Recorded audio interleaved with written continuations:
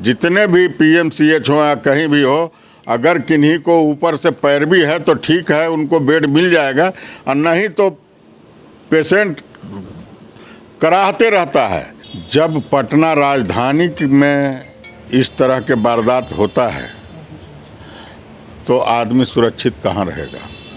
अगर यदि जो कोई भी गरीब को 50,000 रुपया एक डिलीवरी केस में देना पड़ रहा है, या हाथ टूट गया यहाँ से पटना रेफर हो जाता है, तो वो लाखों में पहुंच जाता है। 20 बरस में आप यहाँ से सभी जगह चल जाइए, अभी बोर्ड लगाना शुरू किए हैं, और बोर्ड ही इलेक्शन तक रहेगा। हम लोग उनका सेवक हैं, उनका भाई भतीजा, घर का बेटा हैं। यहाँ सदियों से बाहरी अपना अड्डा जमाए बैठे हैं, जिनको कि बाढ़ से कोई मतलब नहीं है। एक भी आदमी को, जो हमारे विधायक जी हैं, किन्हीं को किसी चीज़ में कोई हेल्प नहीं होता है। नमस्कार, मेरा नाम रितेश है। इस वक्त आप सुदर्शन न्यूज़ देख रहे हैं। देखिए, बिहार में चुनाव में 2025 से महज 3 महीने बच चुके हैं, और जैसे जैसे चुनाव नज़दीक आ रहा है, दोनों पार्टियां, एक तरफ एनडीए, एक तरफ महागठबंधन, जो तमाम जो है जनता के बीच जा रहे हैं, तमाम वादे कर रहे हैं। कल हाल में ही कैबिनेट की बैठक में नीतीश कुमार ने 35% आरक्षण जो है महिला को बता दिया है, और वापस उन्हें डोमिसाइल नीति के तहत जो है उन्हें फ़ायदा पहुँचा है। तो इस वक्त हमारे साथ जो है बाढ़ से, अगर मैं बात कर लूँ कि बाढ़ की जब बात आती है तो सबसे पहले लल्लू मुखिया ऑफ कन्वीनर सिंह का नाम बताया, जो कि 2020 में चुनाव लड़ चुके हैं, और एमएलसी का भी चुनाव उन्होंने लड़ा है। तो सर, सबसे पहले सर स्वागत है हमारे इस चैनल में। सर धन्यवाद। चुनाव आ रहा है सर, जनता भी काफ़ी उम्मीद कर रही है, अपने नेता को काफ़ी चाहते हैं जनता के बीच में। क्या कुछ जनता की उम्मीद के इस बार आप खरा उतर रहे हैं, और क्या कुछ आपका कार्यकाल चल रहा है अभी मेरा सभी जगह घूम रहे हैं, और पूरे बाढ़ के जनता इस बार अपना घर का, बेटा भाई भतीजा को प्रतिनिधित्व करने के लिए यहाँ से सदन पहुँचाकर ही दम लेंगे। जनता के बीच आप 5 साल से घूम रहे हैं। इस 5 साल में जो वादा किया गया था, उस वादे पे कितना भी वर्तमान विधायक नहीं उतरे हैं, और जनता क्या आपसे फिर मांग कर रही है?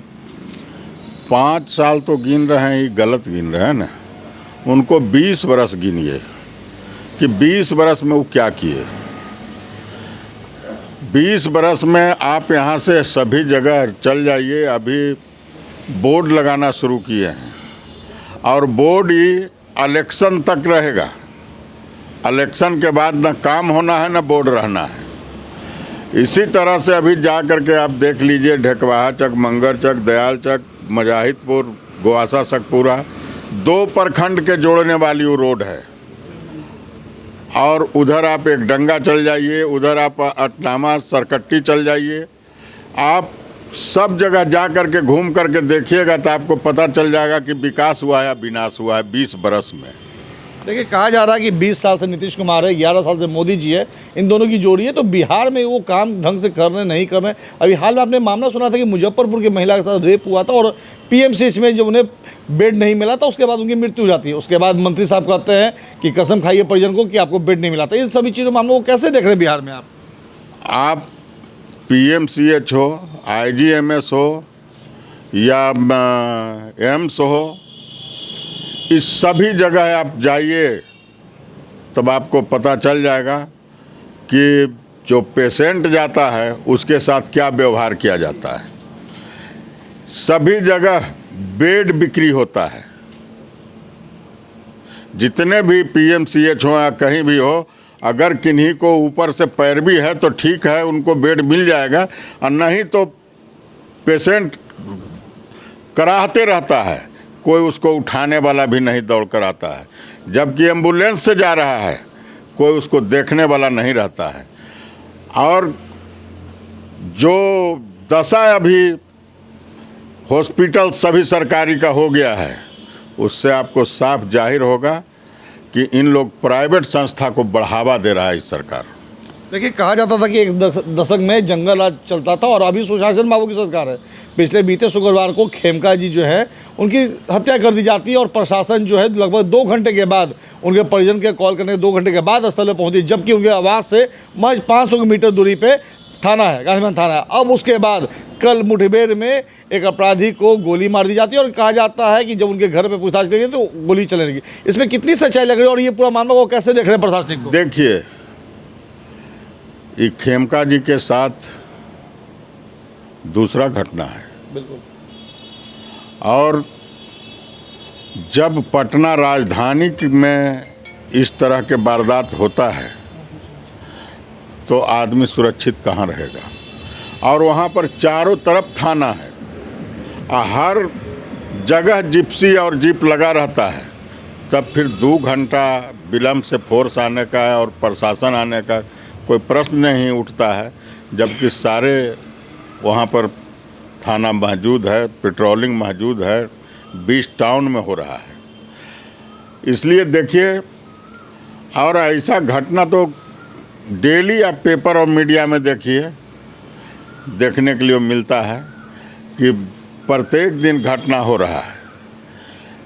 लेकिन ये जो कहते हैं कि सुशासन और जंगल राज, तो जंगल राज में इससे बेहतर इलाज था, इससे बेहतर हॉस्पिटल चल रहा था, इससे बेहतर सारा चीज़ हो रहा था। आज जंगल राज में बाढ़ का ज़्यादा दूर का हम नहीं लेंगे, बाढ़ अनुमंडलीय अस्पताल है। बाढ़ अनुमंडलीय अस्पताल में 1990 से लेके 97 तक 2000 तक कैंची चलते रहा ऑपरेशन रूम में, ऑपरेशन होते रहा। किसी को हाथ पैर गोड़ टूट जाता था तब इतना जल्दी उसको रेफ़र नहीं किया जाता था, जितना यहाँ बेड था उस पर पेशेंट भर्ती रहता था और राउंड में हर डॉक्टर घूमते रहते थे। तो उस समय यहाँ सर्जन भी थे, फिजिशियन भी थे, डेंटल भी थे और हर विभाग के और लैबोरेटरी सब भी था। लेकिन अभी आप चल जाइए तब पेशेंट तो बेड पर नहीं मिलेगा, 55 लाख का बेड होगा, लेकिन उस पर धूरी 2-4 किलो जरूर मिलेगा। चूँकि एक भी दिन न तो यहाँ सर्जन डॉक्टर हैं या नहीं हैं उन लोग जाने, लेकिन एक भी दिन एक भी व्यक्ति को ऑपरेशन नहीं होता है। आज जितना भी हॉस्पिटल, प्राइवेट हॉस्पिटल का जो बढ़ावा मिला है, सिर्फ इसी तरह के घटना से कि कहीं भी जाता कराने लगता है, कहीं कोई इलाज नहीं होता है तो पट दबर लेकर करके बेचारा प्राइवेट में भागता है जान बचाने के लिए। इस अभी बाढ़ हॉस्पिटल में चल जाइए, 1990 में से लेकर करके 95-96 तक डोली रानी रही है। उसके बाद में एक और लेडी डॉक्टरनी थी। करीब 2000 तक यहाँ बाढ़ में कोई भी प्रसव के लिए महिलाएं जाती थी तो उसको पर डे 2-4 ऑपरेशन हॉस्पिटल बाढ़ मंडलीय अस्पताल में होता था। आज के दिन एक भी ऑपरेशन नहीं होता है। थोड़ा सा भी पेन महिला को होती है तो उसको पट प्राइवेट में भेज देते हैं, चूँकि उनको कमीशन बना हुआ है। तो कि भाई ले जाइए प्राइवेट में, नहीं तो जान नहीं बचेगा, इस तरह से बोलते हैं कि वो हड़बड़ा करके ले जाने के लिए बाध्य हो जाते हैं। और प्राइवेट में जाकर अगर छोटा ऑपरेशन हो रहा है तब आने के 80,000 90,000 लग जा रहा है। बड़ा ऑपरेशन अगर हुआ तो लाखों में चल जाता है। नॉर्मल डिलीवरी होता है तो 40 से 50,000 रुपया लग जाता है। तब अगर यदि जो कोई भी गरीब को 50,000 रुपया एक डिलीवरी केस में देना पड़ रहा है या हाथ टूट गया यहाँ से पटना रेफर हो जाता है तो वो लाखों में पहुंच जाता है। देखिए, ये तो बात हो गई करमीन जी की प्रशासन और स्वास्थ्य की बात। आपने जैसे बात की जंगल राज की, तो जंगल राज की जब भी बात होती है तो लालू यादव की बात होती है, तो कहीं ना कहीं क्या मिल रहा है इस बार राजनीति से आपका? ये जंगल राज का ही, जिसमें जिस समय का इन लोग जंगल राज कहते हैं, अभी जो सुशासन के राज कहते हैं, उसी में फर्क आपको बता रहे हैं कि जंगल राज क्या था।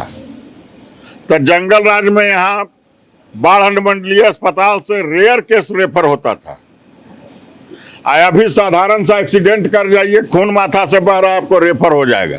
चलिए, चुनाव की अगर बात करें तो इस बार किस पार्टी से ज़्यादा मोह मिल रहा है? देखिए, अभी हम लोग को बातचीत चल रहा है। अगर यदि जो बातचीत के दरमियान बात बन जाता है तब महागठबंधन से हम रहेंगे, अगर नहीं बनता है तो हम इंडिपेंडेंट लड़े हैं और फिर इंडिपेंडेंट हम अपना लड़ेंगे। चलिए, आखिरी सवाल, जनता के बीच जा रहे हैं, तमाम चीज़ों को देख रहे हैं, अपने मैनिफेस्टो में किन किन चीज़ों को रखा है कि जब आप जीतेंगे तो उन सभी पे पहले आप काम करेंगे? जैसे देखिए, सबसे बड़ी चीज है स्वास्थ्य, चिकित्सा, शिक्षा, बेरोजगारी, सुरक्षा और आने जाने का जो भी रास्ता है, जहाँ जहाँ अभी आप देख लीजिए कि एएनएस कॉलेज का फील्ड है, अभी बारिश हो जाएगा, लड़का लोग को खेलने कूदने का भी बंद हो जाएगा, कोई प्रैक्टिस नहीं करेगा। जबकि हमारे यहाँ 2 फिटनेस ग्रुप चल रहा है, लक्ष्य फिटनेस ग्रुप है और एक लक्ष्य युवा फिटनेस ग्रुप है।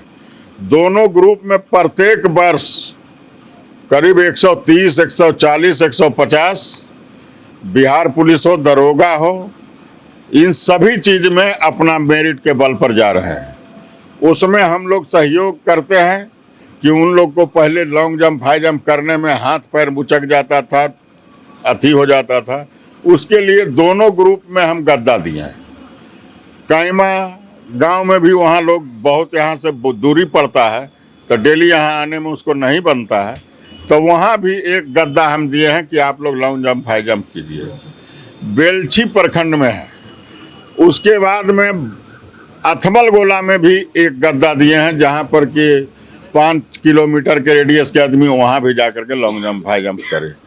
तो हमको चाहे नौजवान हो, उन लोग के लिए कोई भी खेल कूद के मामला हो या रिहर्सल का मामला हो, जिससे कि उनका आगे भविष्य बन सकता है, उस सब चीज में हम अपने तरफ से उन लोग को हेल्प करने का काम करते हैं।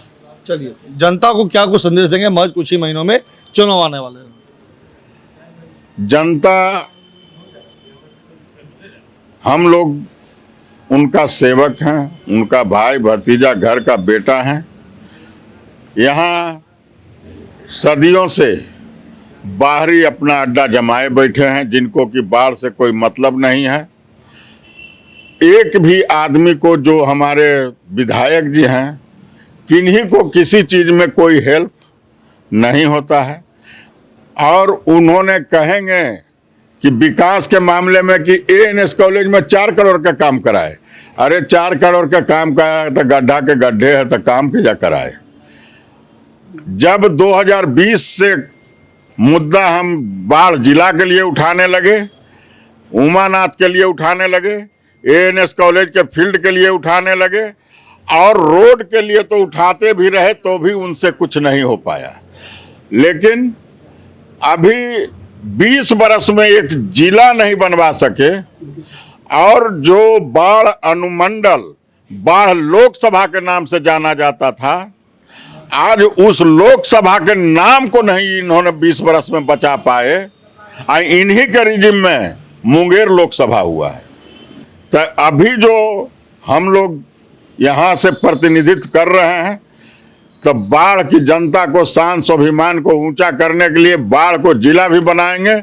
और जब इस 2027-28 में जो परिसीमन फिर होना है, उसके लिए हम लोग हर तरह से सड़क से सदन तक का हंगामा करेंगे और चाहेंगे, प्रयास करेंगे कि हमारा बाढ़ लोकसभा था और बाढ़ लोकसभा रहे। तो आपने सुना, ये थे लल्लू मुखिया, जिन्होंने साफ तौर से कह दिया कि देखिए, बाढ़ जो है पिछले 5 साल में 20 साल पीछे जा चुका है और कई मैनिफेस्टो है युवाओं के रोजगार के लिए, स्वास्थ्य के लिए, महिलाओं के उत्थान के लिए। तो सर, हमारी भी शुभकामना कि जीत के बाद आप सदन पहुंचे और यहाँ के बाढ़ के निवासियों को जो मूलभूत समस्याओं से वो जूझ रहे हैं, उनका निदान कर सके। फिलहाल ऐसे तमाम खबरें बने रहे हमारे साथ। मैं तेज बाढ़।